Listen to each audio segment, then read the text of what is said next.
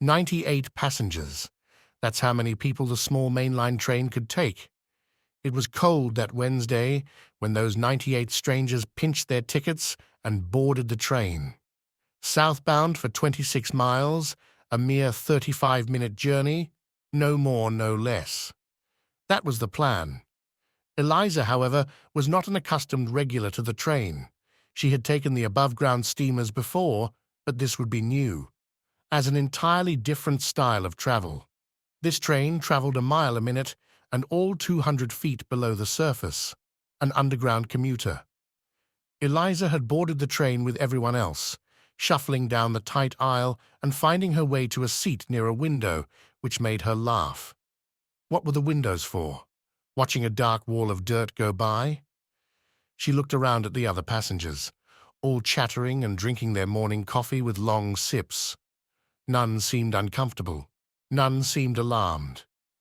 She rested back in her seat and listened calmly to the hum of the train pulling away from the station. Cutting through town before, in the blink of an eye, she was descending. The whole train dived deeper and deeper and deeper until it leveled out in an infinitely long black hole.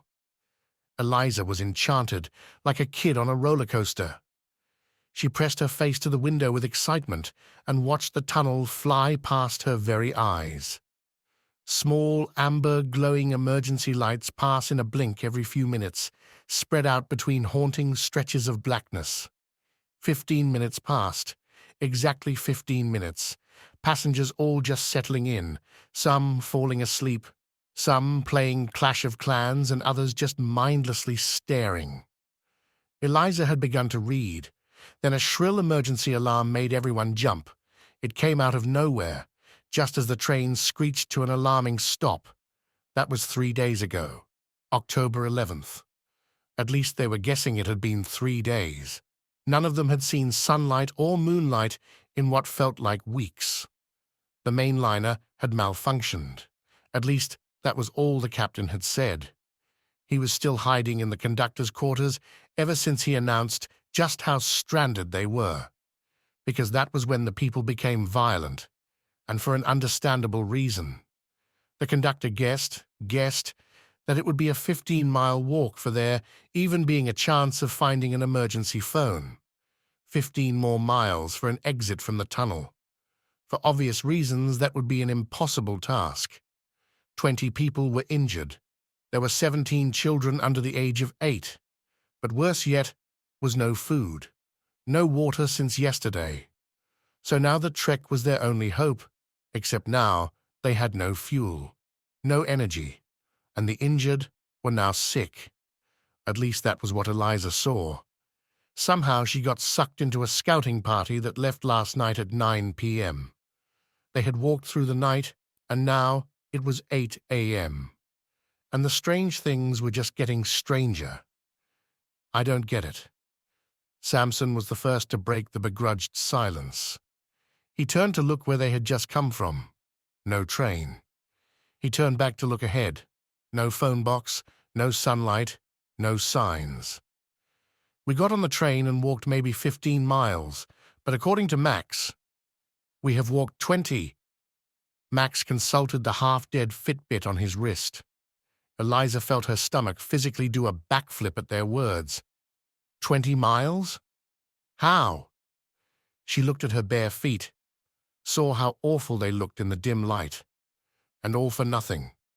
They had done that to see if they could feel another train's vibrations coming towards them. "We need to go back," said a familiar voice. Everyone audibly groaned. Renner had spoken once again.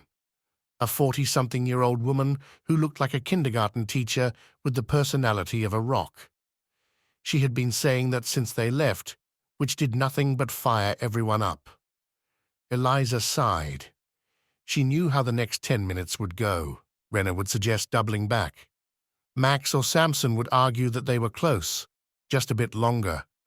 Some other party members would side with Renner, saying she was right. Were they just leaving everyone back at the train to die? This would go on for the remaining 8 minutes before the team would split. Some would go back. Some would press on.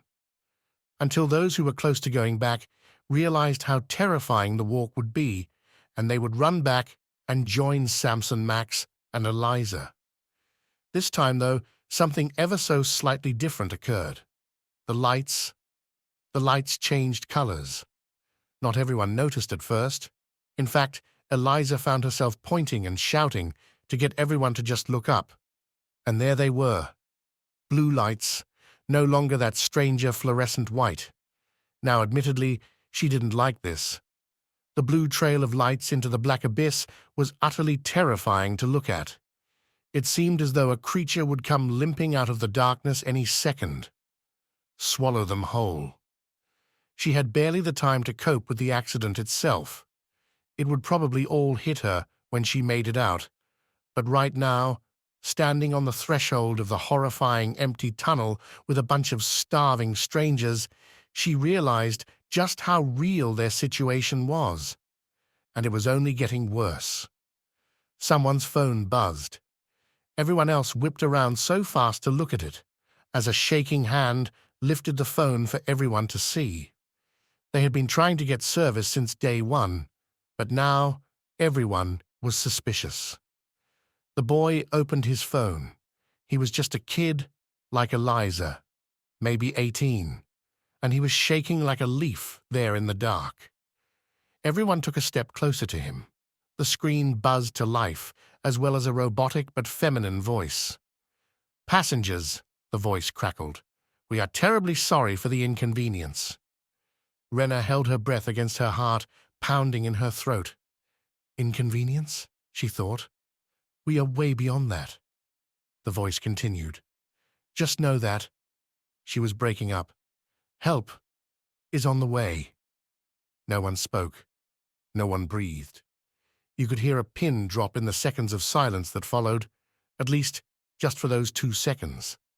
Because then, with no warning or flicker or anything, the lights switched off, one by one, down and down and down the line with a sinister click. Someone screamed. Eliza took off running, back the way they came.